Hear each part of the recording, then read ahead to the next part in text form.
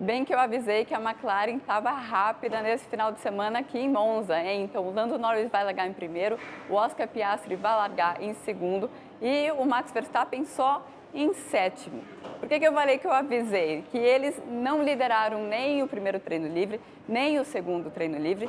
De manhã, aqui em Monza, nesse sábado, teve o terceiro treino livre, que é como se fosse um ensaio geral para a classificação, e eles também não lideraram, mas a impressão que dava você olhando o carro na pista é de que o carro estava plantadinho, estava muito rápido e os pilotos estavam bastante tranquilos.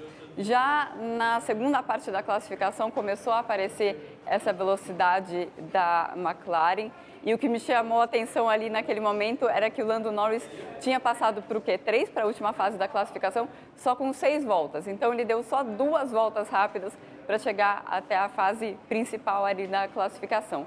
Aí nessa fase aí que você disputa a pole position, era o único carro que não estava saindo de frente.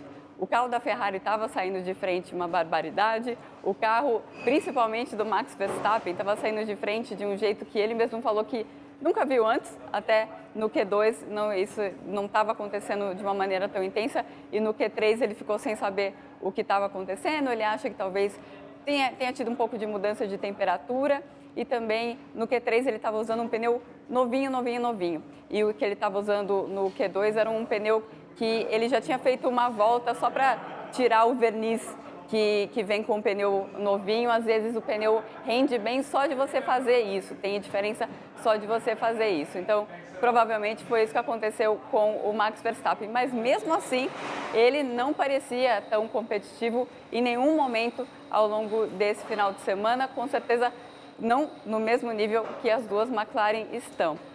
Isso quer dizer, então, que o Lando Norris, que está tentando perseguir aí o Max Verstappen nessa disputa pelo campeonato, tem uma grande chance de tirar mais pontos do Verstappen, né? Ele está bem atrás ainda, mas ele tirou ponto na última corrida, está tentando fazer isso consistentemente, né, para ele conseguir chegar em Abu Dhabi com chance de lutar por esse campeonato.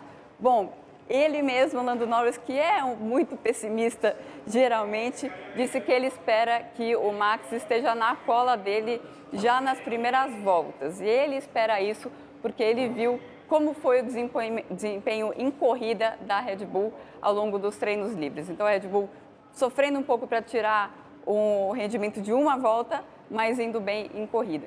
Isso tem alguns motivos, mas principalmente a asa traseira que eles estão usando. É muito curiosa, dá para ver, qualquer um consegue ver a diferença da asa traseira da Red Bull, que era uma asa toda meio torta assim, que ela é porque é uma forma das equipes economizarem dinheiro. Hoje a Fórmula 1 funciona com um teto orçamentário, então tem um limite de gastos para tudo que tem a ver com performance do carro.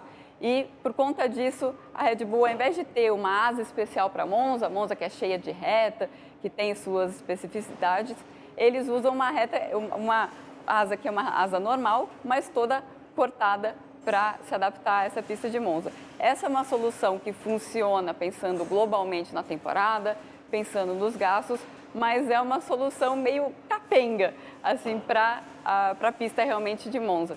Então, por isso eles estão sofrendo um pouco, mas na corrida, essa asa, que é uma asa que dá mais pressão aerodinâmica, é uma asa que pode ajudar o Verstappen a preservar os pneus dele. Então, o Verstappen não está morto, mesmo largando em 7º lugar, e o Norris está bem atento para o que acontece atrás dele. Também deve estar muito bem atento para o que acontece na largada que tem sido o calcanhar de Aquiles do Lando Norris nas últimas corridas. Ele sempre que larga na frente não consegue manter a primeira colocação.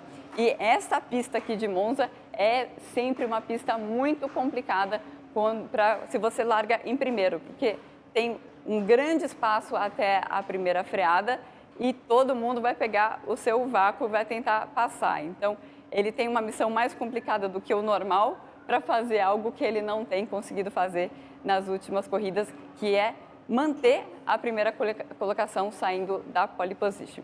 Mas a gente não teve só assunto da classificação aqui no paddock da Fórmula 1 nesse sábado em Monza, porque foi o dia da confirmação do Kimi Antonelli como substituto do Lewis Hamilton na Mercedes. É algo que a gente já sabia fazia bastante tempo, mas ficava aquela decisão que não era anunciada, e foi algo que o próprio Lewis, quando ele decidiu ir para a Ferrari, ele causou esse terremoto dentro da Mercedes, porque a Mercedes tinha como plano colocar o Kimi em alguma outra equipe, talvez na Williams na próxima temporada, e depois colocar o Kimi já com um ano de Fórmula 1. E o plano inicial era que ele chegasse como campeão da Fórmula 2, o que não vai acontecer, porque a equipe dele não está muito bem na Fórmula 2, mas já não deu certo dele ser campeão e não deu certo dele ter esse ano de estágio antes de chegar na Mercedes, porque o Hamilton saiu antes. Falaram, olha, vocês estão pensando em me substituir? Eu vou lá, eu vou sair antes. E aí o Toto Wolff contou para a gente hoje que demorou 5 minutos. Então, 5 minutos depois que o Lewis Hamilton falou para ele, eu estou de saída, ele decidiu que ia colocar o Kimi Antonelli, que é um piloto de 18 anos só, no lugar do Hamilton. Não existe na Mercedes uma expectativa de que o Kimi não vai cometer erros, eles sabem que ele é bastante novo, que ele é bastante inexperiente, não é a solução perfeita, mas o Toto Wolff está bancando sim essa solução de colocar o Kimi ao lado do George Russell. Mas também uma coisa muito interessante dessa coletiva, aliás, foi uma coletiva de imprensa completamente diferente. Eles colocaram jornalistas em 2 andares diferentes. Uma hora foi a coletiva em um lugar e a gente conseguia ouvir o que estava acontecendo no outro andar. E depois eles subiram para o terraço do motorhome da Mercedes, que está aqui atrás de mim. E o CEO da Fórmula 1, o Stefano Domenicali, estava nessa coletiva, uma coisa que eu nunca vi para uma apresentação de um piloto, então todo cheio de pompa para essa apresentação. Mas o que eles falaram ali, ficou muito claro que existe ainda o fantasma Max Verstappen na Mercedes.